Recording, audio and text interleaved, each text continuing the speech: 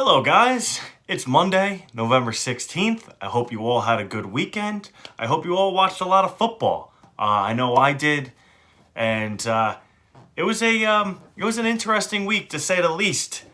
I had two pushes on my day. I went 3-1-2, 3 wins, 1 loss, 2 pushes. So I got my money back on 2 of my bets. I won 3 of my bets, and I lost 1 of my bets. The one that I lost, it's because I'm a fucking idiot.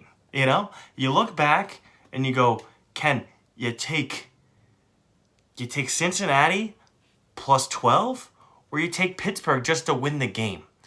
Guys, learn from my mistakes. I know I only had 1 loss on the day, but you take Pittsburgh at home to win the game, especially against Cincinnati. You stunad. I don't know what I was thinking. I want to apologize. I still gave my customers a profitable day. I'm very happy I did that. That is my job. That's what I'm here to do. I'm here to give you winners. But I just have to apologize for doing that, taking a rookie quarterback, going into Pittsburgh, and expecting him to cover 12 on the best defense in the league. It's just... I'm just a little upset about it, as you can see. I just needed to vent that out. Couple things I need to vent as well from Sunday.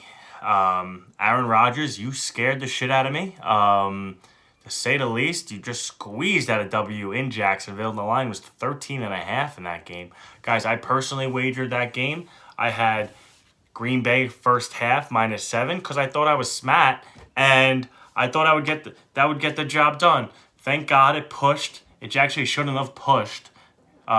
Jacksonville quarterback threw a pretty bad pick in late in the second quarter with about 2 minutes to go. Rodgers dumped in a touchdown, and and I got my money back. Thank you very much, FanDuel. But let's go over the whole slate before I get into the Monday Night Football pregame show. Guys, Browns, Texans.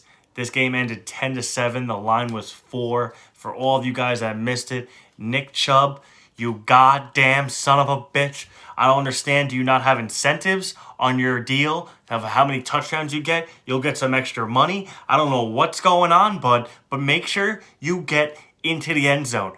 Don't go out at the 1 yard line. Yeah, it's a good football play, but hey, bud, you were up by 3, and you're about to go up by 7. Make it a 2-possession game. Okay, there was only 3 minutes left in the game. Maybe, I think there was less than 3 minutes left in the game. It doesn't even matter. Go get your bread, kid. Go get your fucking bread.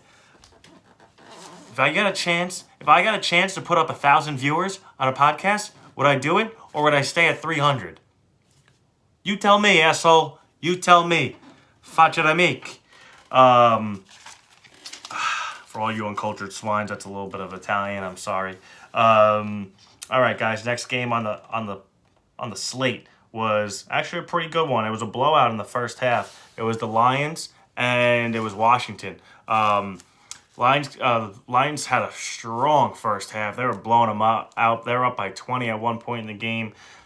Alex Smith showed why he's going to be the comeback player of the year. What a hell of a story Alex Smith is. I love what he's doing. I got that at plus 400. If you were subscribed to dieselsbestbets.com, you would have got that at plus 400 as well. So ticket hasn't cashed yet, but I feel pretty good about it now that he'll most likely be starting for the rest of the year. And he pushed. Alex Smith got you to push. Washington should actually win this game. Matt Prater hit a pretty large field goal. I believe it was a 58-yarder to win the game. And next game on the list was the New York Football Giants and the Philadelphia Eagles, baby. If you guys subscribe to dieselsbestbets.com or you saw me on IGTV, you would have got the Giants money line and plus 5.5. It's tough to beat a team twice, guys.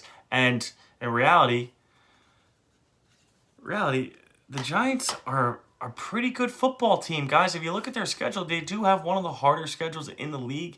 Still getting 3 breaks twice a year, playing Washington, Philly, and the Dallas Cowgirls. But guys, they're in every single game. The last 3 games they lost by single digits, and now this game they won. So very happy for Joe Judge to get his 3rd win of the year. I am hoping that somehow we can get to 7-7, and I hope to get a home playoff game. That'd be beautiful. I would love that for the G-men.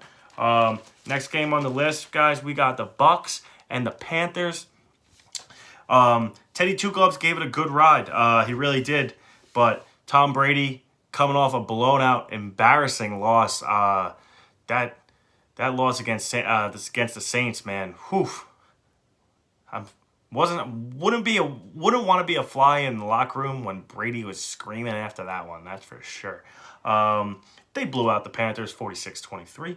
Line was 6.5 of that game, so obviously Tampa Bay covered. Next game on the slate, Raiders Broncos, kids. Once again, that was one of Diesel's best bets. Raiders versus Broncos, 37-12. Drew Lock threw 4 picks, which was pretty surprising. I didn't see that one coming. He did score a late round touchdown to I think it was Jerry Jeudy, excuse me, but that was for the cover. Gotta cover, baby. Gotta cover that over.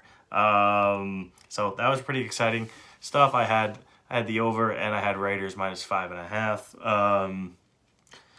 Chargers, Dolphins, Tua. Boy, that guy is accurate. I can't believe how accurate he is. He calls a great game. It was the number 3 pick versus the number 4 pick, Justin Herbert. And Brian Flores. Buffalo, watch out. Watch out, Buffalo. This team is for real.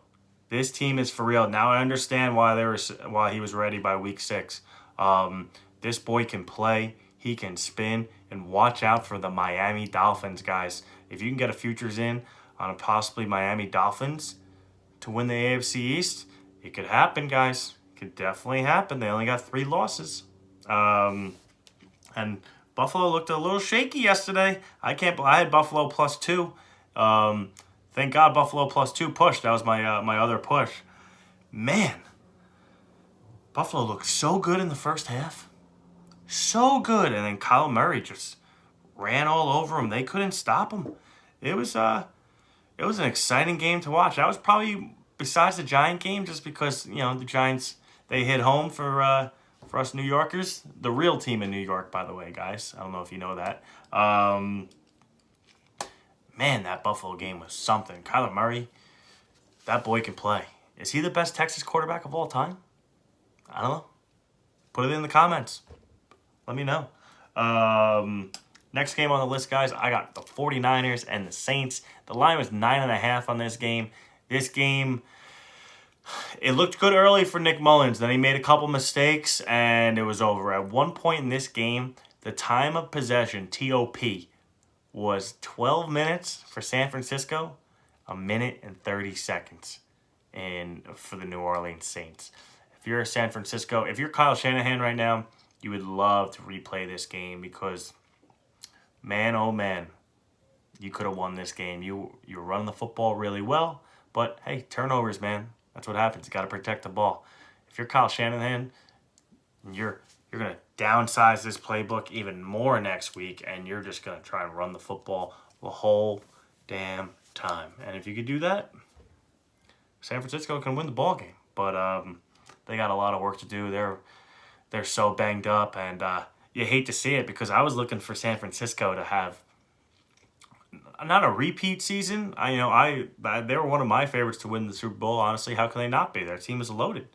That team is absolutely stacked when healthy, but got to stay healthy, guys. And with COVID, not a lot of teams are staying healthy. So we'll be moving on. As you guys know, the Steelers-Bengals game, the official score in that game was 36-10. Once again, I am a stunad. Ravens, Pats, man, oh man, am I happy to see a Patriots W. You never hear a New Yorker say that, right? But Belichick needed one. I'm a big Belichick guy. I love the way they treat the program. It's like a New York Yankees type approach. It's the same thing. It's winning first. Everything everything else second. So, everyone did their job, and Cam pulled out a great W. Ravens, once again, not good on the road. Line was 7 in this game. They lost outright. Love to see a home dog, guys. You love to see a home dog. Speaking of home dogs, do the Chicago Bears beat the Minnesota Vikings this week, guys? I don't know. The line is 3. I would have loved. Let me look at the current line right now. I believe it's still 3. I'm going to go to FanDuel right now. That's where I bet from, guys. Gotta love FanDuel. Great props. Great lines. Can always throw in a live wager, and their site's never down. This FanDuel has this at 3.5. I think I'm willing to ride on Nick Foles, guys. This is a big game for the Chicago Bears. If they lose this game, they're going to be 500. I don't think that's going to happen. I really don't. Now, is Minnesota hot? Yeah, they're red hot. Dalvin Cook looks great. Kirk Cousins is throwing the ball really well. Adam Thielen is a bad man. Call him White Claw. Guys, Jesus. This is a tough game to call, but this is why you pay me to do these things. I love the Chicago Bears in this game. I have a little theory, guys. If you're a home dog, getting points, and the public is against you, meaning the public is betting the Minnesota Vikings, then I love to hammer them, baby, hammer them. Hammer the home dogs. And in this case, guys, it's a toss-up. But 51% of the country is on the Minnesota Vikings. So you know what? That's good enough for me. It's not 50-50. Yeah, it's 1% more. But I'm going to go with the Chicago Bears plus 3.5. Let's see if Nick Foles can get it done for me. I think he can. I really think he can. Now, guys, the line on this game is 44. 74% of the country is on the over in this game, ironically. Might be a good time to take the under. Bears under sounds good. Bears under sounds freaking fantastic. So that was this week's portion of the Sunday slate, guys. This is really nice because I really think the under here hits here, guys. I really think the under hits, and I really think the Bears hit. The Bears need a W bad, and Minnesota hasn't proven anything yet. They only have 3 wins, so we'll see what they can do. They are a great team on paper. I love Mike Zimmer. They're just having a weird year. They really are. It just, I don't really get it, guys. And then for you also, guys, if you don't know, last Thursday's night game was Indianapolis and Tennessee. That was a 5% play for me. I am 3-1 in 5% plays. And if you guys can guess where that one came from, yes, it came from the Tennessee Titans. Should have known because 62% of the country was on the Titans, and there was reverse line movement in that game.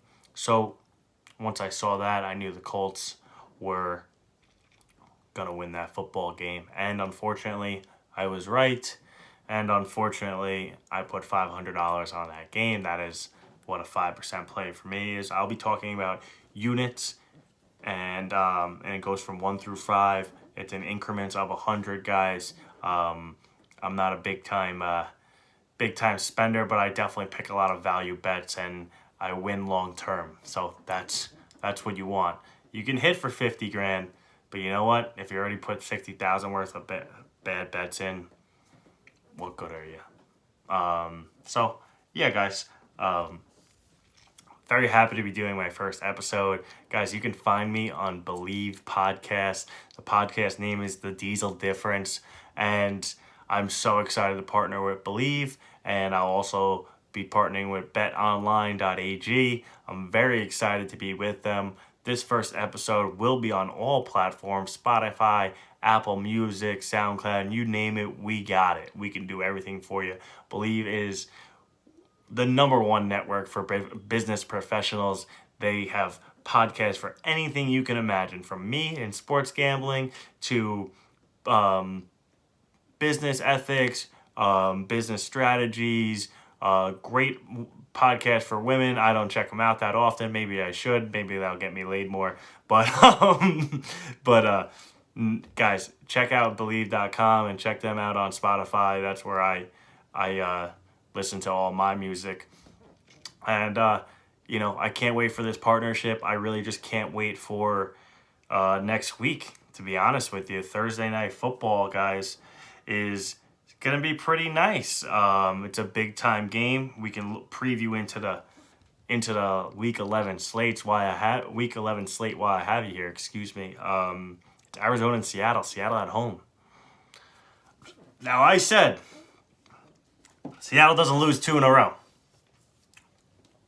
Turns out I'm wrong. Seattle does lose 2 in a row. So that should be interesting. And a little preview on that, guys. Looks like a brewed up, nice home dog situation. 79% of the country. Granted, it's only Monday. Let those tickets pile in. Let them pile in, and you can make your decision by Thursday morning. That'd be the best time. Or Wednesday morning, depending on the line. Line's currently 3. -3 for Seattle. 21% of the country is on Seattle. 79% is taking the 3 with Arizona.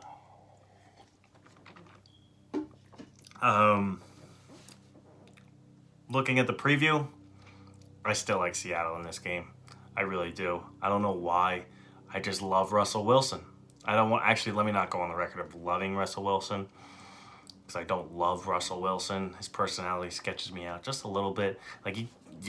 How nice can you actually be? At what point are you going to tell someone to really go fuck himself? Because I don't know about you, but sometimes it's nice to say it.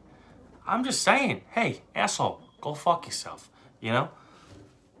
Sometimes you got to get off your chest, because some people got to take them off the pedestal, Some people are a little too high. Russell Wilson, you're great for the kids. You're a true inspiration. You really are. You're probably the nicest person ever. But I think you got to be a little mean here, bud. You lost 2 games in a row. You better fucking cover on Thursday. Guys, I haven't placed this ticket yet. But like I said, I like Seattle in this game. Wow, it's going to be a nice slate, guys. I like it. Green Bay, Indy, Cincinnati, Washington, a real shit bowl right there. Tennessee, Baltimore. Who wins that game? Baltimore's home. Minnesota and Dallas. Taking Dallas right away. LOL. Joking. Fuck Dallas. Even though they did play well against the Pittsburgh Steelers, and I can appreciate that. Gilbert, great story.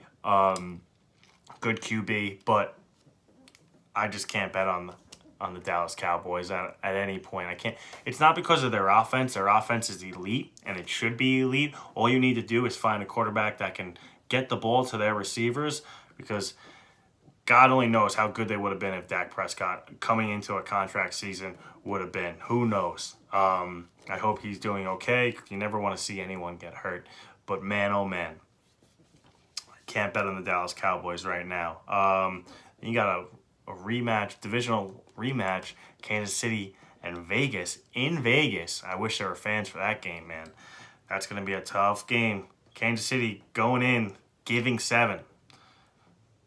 Go with the home dogs. 12% of the country is betting on Vegas. 88% of the country is betting on Kansas City. Who knows? I think Vegas can cover 7, but I'm not running to the window yet. It's only Monday. At least the lines are due to change. Yeah, guys, that is the Week 10 post preview, and that is the Week 11 preview. You guys know my pick for tonight. It is the Chicago Bears. Bears plus 3.5, and I think I might take them on the money line too, guys. I really do. Thank you for tuning in. If you're on YouTube, if you're tuning in on any Believe podcast platform, this has been the Diesel Difference, and I'm very excited to be with you guys going forward. This is episode 1, and I will see you on Thursday for the official Thursday Night Football, and then I'm going to be back on Friday for college football, and then you'll see me Sunday morning for another preview show. Guys, I'm going to be on here all the time. Let's get it going. Make sure you hit like and subscribe. Let's do this thing. Thank you for listening.